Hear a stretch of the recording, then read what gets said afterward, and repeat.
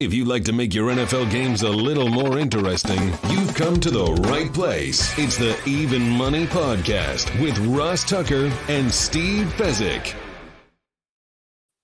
Yeah, Vegas, baby, Vegas. It is the Even Money Podcast presented by DraftKings, America's #1 rated sportsbook app. And yes, we are headed towards the Final Four. It'll be here before you know it. Make sure you get the DraftKings Sportsbook app on your phone. That is the place to bet on the Final Four. I'm Ross Tucker, former NFL offensive lineman, 5 teams, 7 years, a whole bunch of podcasts you already know about over at rosstucker.com or wherever podcasts can be found. And this is the episode that we have been promoting and hyping up for weeks. This is the episode where we get all of the data, all the information about how we did in 2020, and we talk about how we've done so far on the Even Money Podcast since we've been tracking it going back to 2016.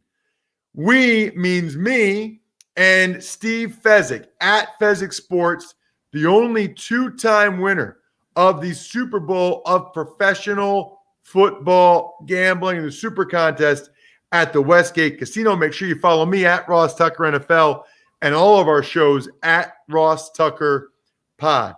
We do have a special guest, though, today, Steve, and that is our guy, Shaun Grady from Australia. By the way, what a perfect last name for the guy that grades us. The guy that grades us every week, his last name is Grady. Shaun, is that a nickname or is that your real last name?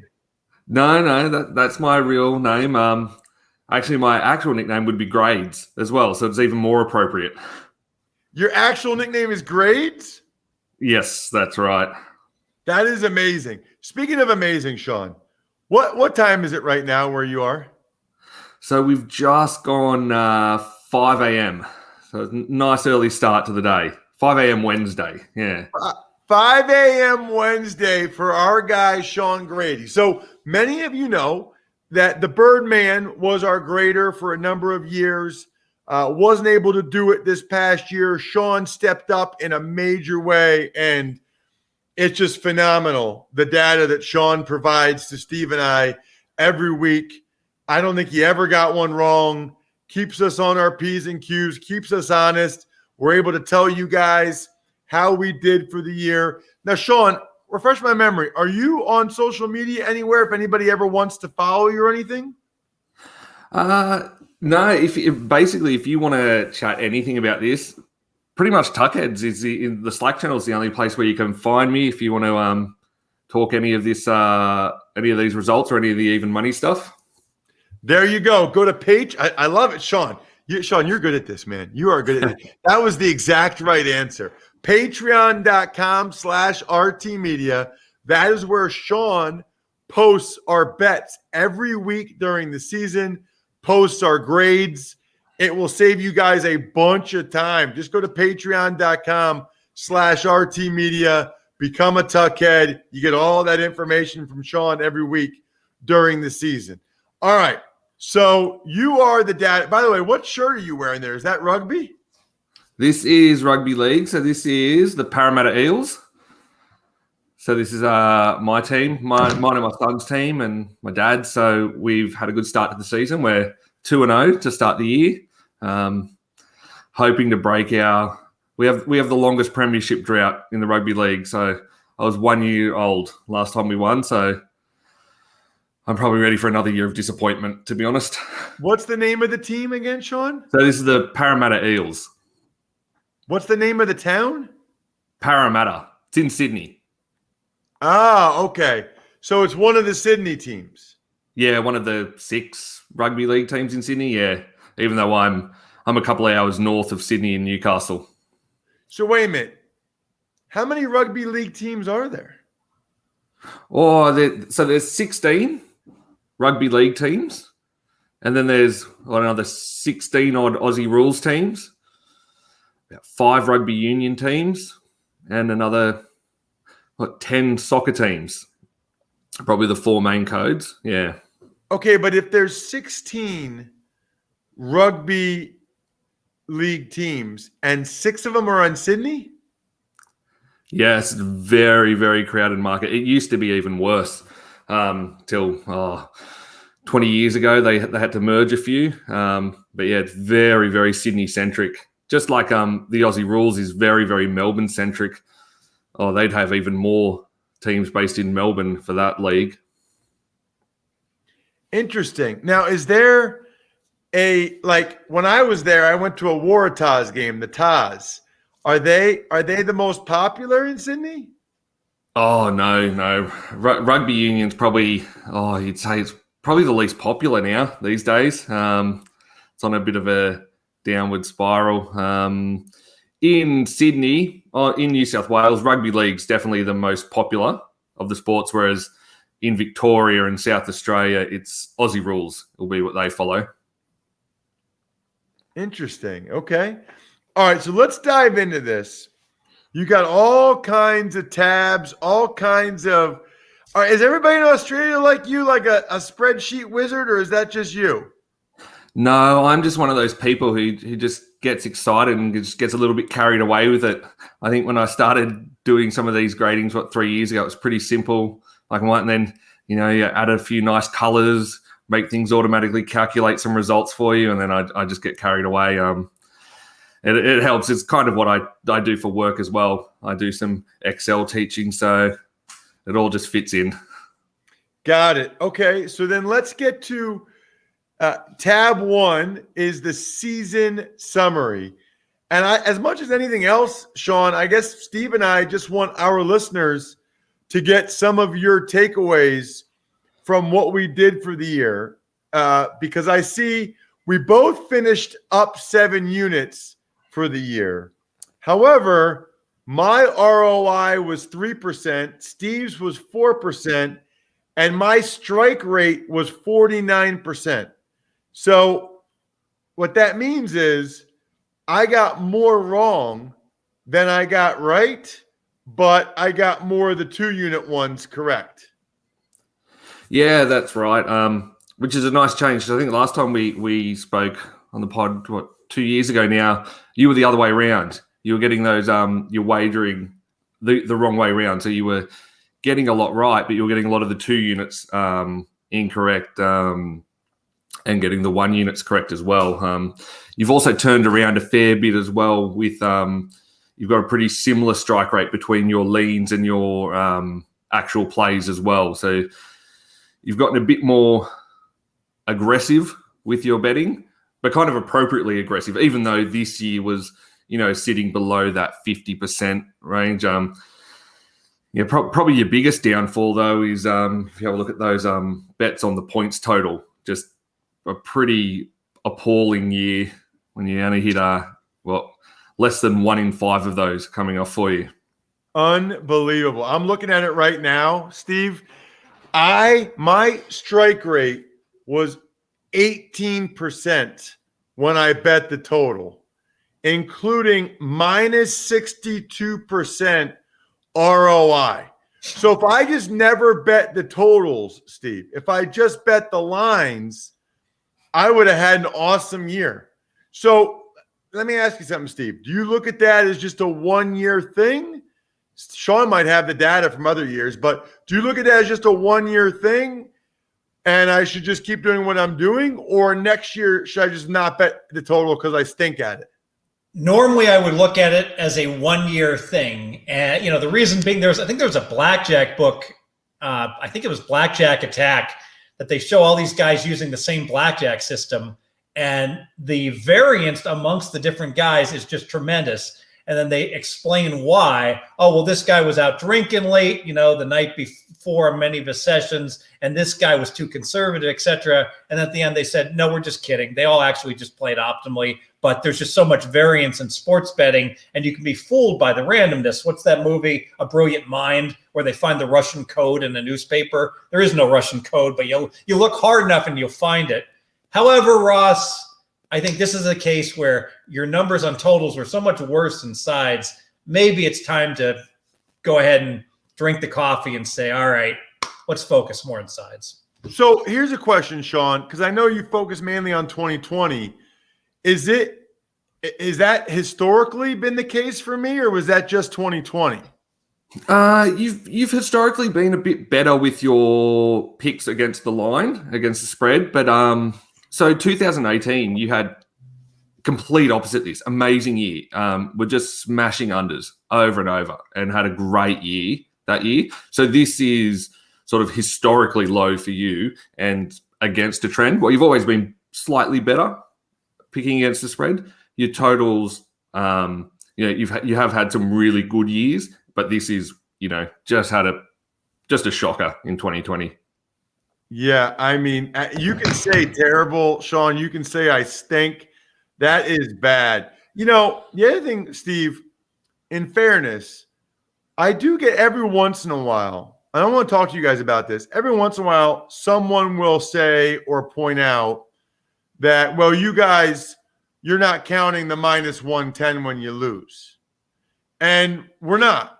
But I guess I feel like we're getting a lot of newer listeners, newer sports bettors, and we're trying to keep it as simple as possible when we talk about units and being positive or minus the units.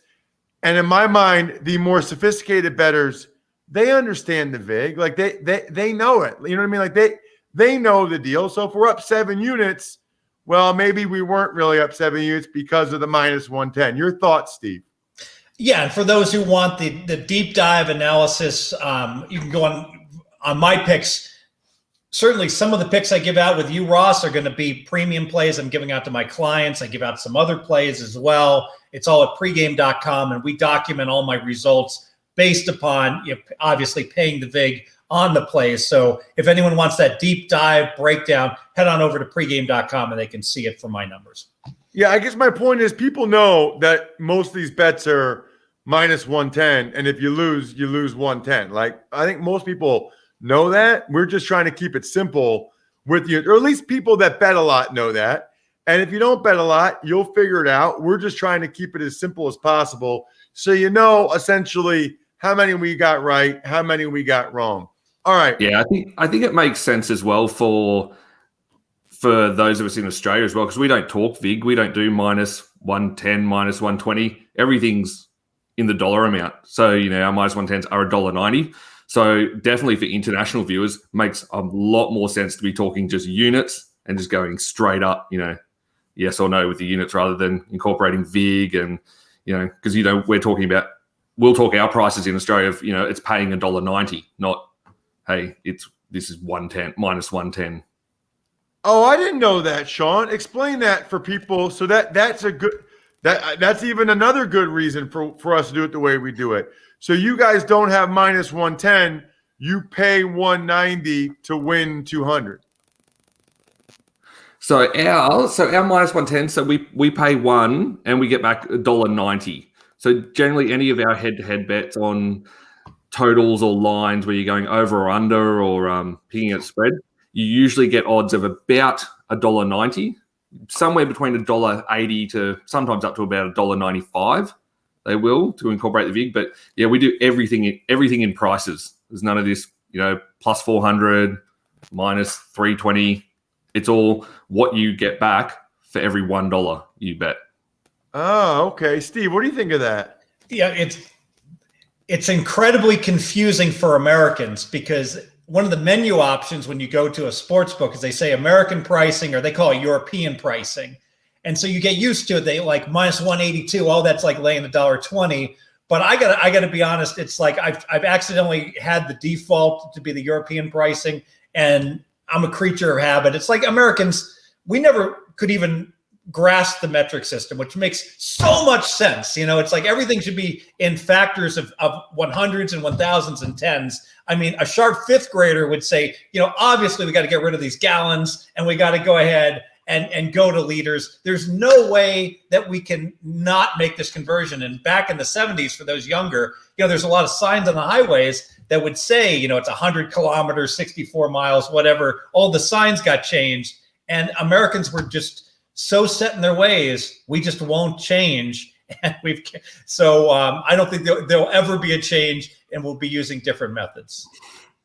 That is interesting. So, Shaun, that's a great answer for why to not do the VIG and to just do it in units. I like it.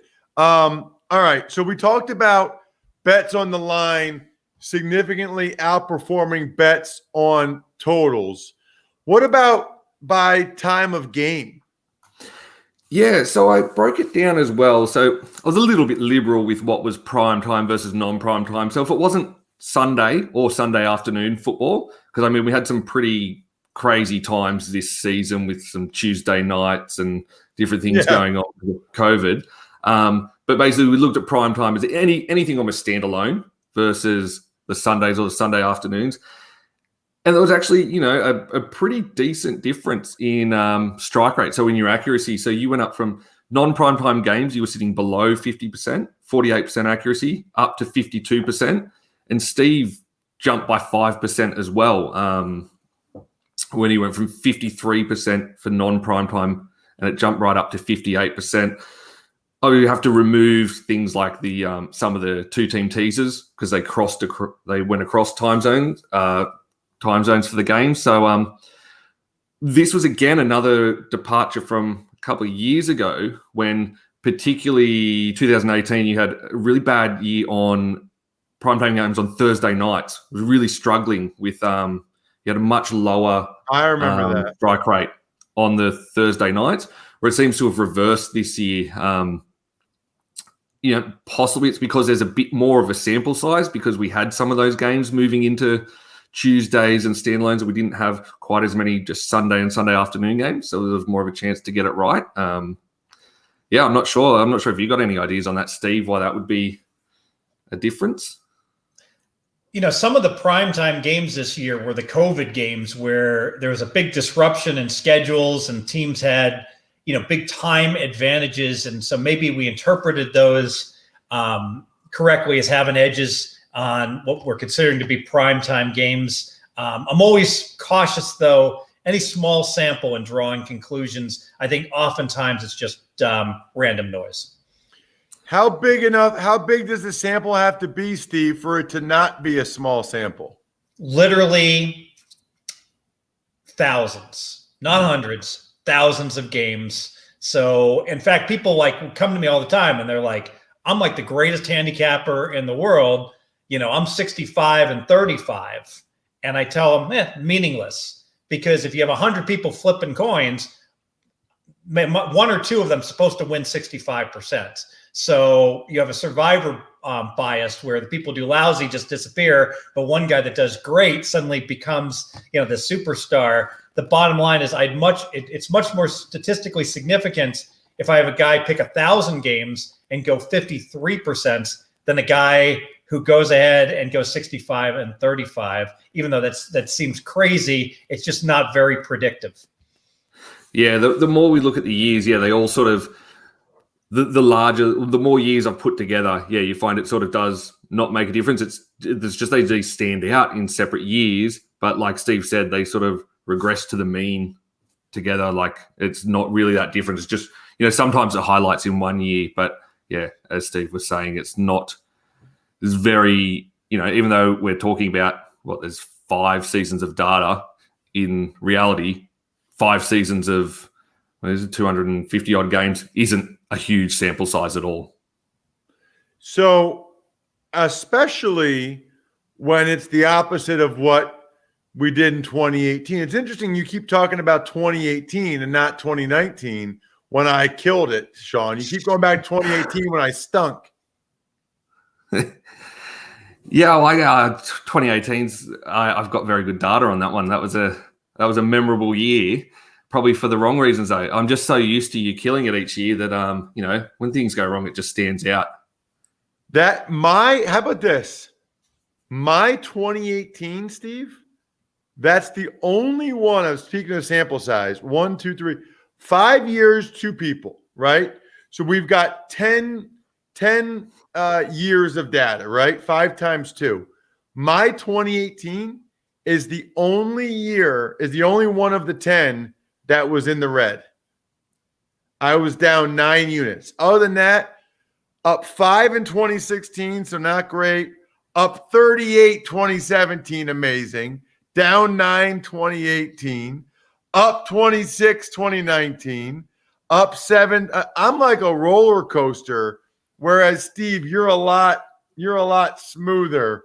Up 23, up 21, and up 7, up 13, up 7. You're a lot more of a smoother riding ship. But to get together, it certainly works. And, one thing, Ross doesn't know this, but there's sports investment funds are now legal in Nevada. They've been so since 2015.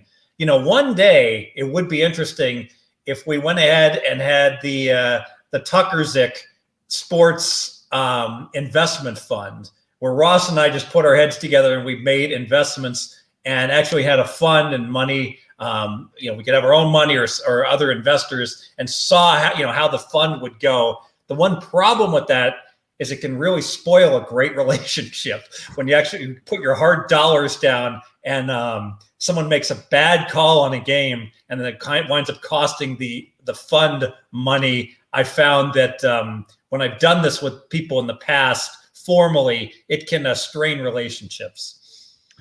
Interesting. All right. So what about by team, Shaun? Because I know you went in and you found out how we did by team as well. Yeah, so I just did this one more for interest's sake because I realized, so I spent a lot of time over the past few weeks re-listening to lots of episodes, double-checking everything, and quite often the theme was coming up on a certain year. Oh, well, I'm not betting on the Browns anymore because they're killing me every year, and I wanted to see, is that actually true or not? For last year in particular, I was able to look back. Ross, your best team for the year was the Panthers. So you finished up 6 units on bets on the Panthers. And interestingly, you picked every team in the NFL at least once throughout the year. Steve only hit 30 of the 32 teams, left off the Chiefs and Washington. Never got a pick from Steve during 2020. But there wasn't really any huge similarity between the two. Ones that you did well on, Ross, like the Panthers you did really well on, whereas Steve's best team for 2020 was the Rams, returned the most. Maybe the closest, I believe, was maybe the Falcons. You both did pretty poorly. The Falcons treated you both pretty poorly in 2020. But yeah, I just wanted to see if, because quite often we listen to that anecdotal stuff and start believing that it's actually accurate that we're getting screwed over by a particular team. And so I just went through and had a look at it. But yeah, I was really surprised you'd hit every single team. So you did well. But yeah, so Steve's worst teams were the Lions and the Jags. Cost him, he ended up -5 on those teams. And Falcons, I think you ended up about -4 on the Falcons as well. So they weren't a great team for either of you. I found it interesting. The least bets you had placed, Ross, was on the Chargers, because even listening back, I was thinking almost every episode you had an opinion on the Chargers, and it was going to be, oh, well, they're going to lose this by a field goal. And then I was actually surprised that never translated into picks, or only once in the whole season it translated to actually acting on that advice. And that's a good point, because I said that every game. It's interesting I didn't end up betting it that much. Shaun, this is really cool. I mean, I don't know how you went back through and got all this stuff, but this is really cool. My best team was the Panthers. The Panthers were good to me. Worst team, Falcons. I am surprised, Steve, that you didn't bet on the Chiefs once. Really surprised. I'm also surprised you didn't bet on Washington, because the Chiefs had so many games in a row where they didn't cover. And then I remember you saying, well, they got Alex Smith now. He's so much better than Haskins. I thought for sure you bet on Washington. Yeah, it's interesting. I stayed away from the Chiefs.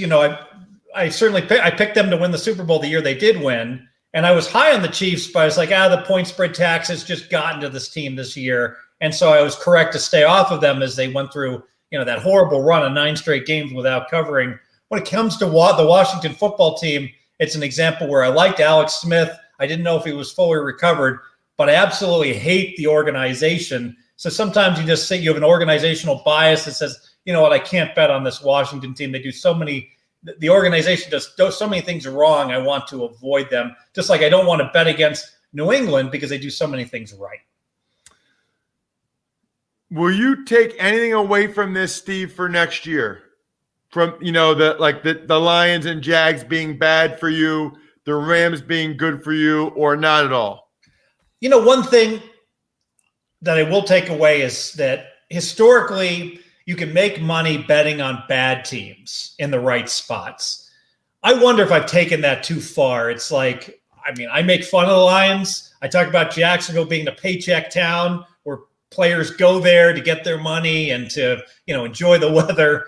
And I think I got to take it more seriously that, there are just some teams that the numbers will say, hey, there's value catching all these points. But you want a team like Carolina that's on the come, that has a plan that we all think Carolina a couple years from now will be a good chance for playoff contention.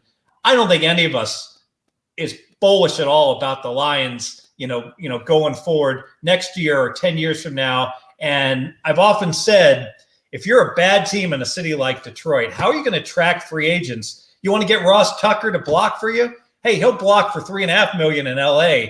And he needs $5 million if you want him in Detroit, right, Ross? I'll go wherever the most money is, but if it's tie, I'll probably go to LA. Now, this last graphic that you sent me, Shaun, I don't even know what the heck this is or how to describe it. You've got two plots showing bet outcomes of each week from 2018 to 2020. We have a pattern emerging. Poor performances week 7 through 10. What does that mean? Yeah. Again, it's one of those things. It's a really small sample size because we've just got the 3 seasons in there at the moment. But again, when I was looking at it, I was thinking, by maybe, week 7 to 10, you're kind of in your groove and you know what these teams are and what's happening. But each year it seemed to be showing that this led into a bit of a downturn for yourself and Steve. Lower returns and even weeks of bigger losses. Probably most years as well, you guys start really quick as well, where, up nudging double unit profits early on. And this seems to be a period each year where things come down to earth a little bit. Even years where you've had a really nice finish to the year, some of the years where you got up to, 20s plus 20 units, this period always ended up being a bit of a downturn and coming back to almost even before escalating again. And my initial thoughts were, well, surely this is where we know a lot about the teams, and I just didn't know if there was something I was missing in that, that why that could be a period where struggles start to happen. I have a theory. It has nothing to do with the NFL, and it has everything to do with the calendar schedule for myself. Week 7 through 10, that's November. What happens in November? NBA starts. College basketball starts. College football is still going on. So now, as a bettor and a handicapper, I'm pulled in so many different directions. How can I focus enough on the NFL? But boom, by the end of November, college football pretty much is almost done with. And now I spend less time on college football, and now I can devote more of that time necessary to win in the NFL. Shaun, you are the man. This was fantastic. Is there anything else you want to say? Anything you want to plug, promote, anything other than me just say that Grades is the best nickname I've ever heard for you, and that you are phenomenal, and that people that are into this stuff need to become a patron. Patreon.com/RTmedia so you can chat with Shaun and the boys on the Even Money thread. Anything else, Shaun? Yeah, well, definitely. If you want to see all the plots and all the data, we put it all up on the Slack channel, and I'll put all the plots up as well for everyone to have a look at and pick to pieces. And hey, if you want to learn how to do stuff like this, you can always come and learn from me. You go to intersect.org.au and you can sign up to get me to teach you some Excel things or I teach programming languages and surveys, everything in between. So there's a little plug for my work. So hopefully that. I love it. Say it again. I work for a company called Intersect. So it's intersect.org.au. That's where you can find all the different things I teach. Intersect.org.au, and you can learn how to do this stuff from Shaun directly. I love it. Thank you, Shaun. Not a problem. Thanks for having me, Ross. Do you know what I'm about to say right now? That I can go back to sleep. Now it's 5:30. Well, yes, you can go back to sleep, but Steve knows what I'm about to say. Good luck, everybody. Hope you guys win some money. Thanks for listening to the Even Money Podcast. Make sure to also subscribe to the Ross Tucker Football Podcast, The Fantasy Feast, Business of Sports, and The College Draft. All available at Apple Podcasts, rosstucker.com, or wherever podcasts can be found. A lot of times on the show, I mentioned DraftKings. Here's what you need to know. You got to be 21 or older, New Jersey, Indiana, or Pennsylvania only. New customers only. Restrictions apply. See DraftKings.com/sportsbook for details. Gambling problem, call 1-800-GAMBLER, or in Indiana, 1-800-9-WITH-IT. By the way, if what I was talking about included a deposit bonus, doesn't always, sometimes it does. Deposit bonus requires 25 times playthrough, and deposit bonuses are paid out in site credit.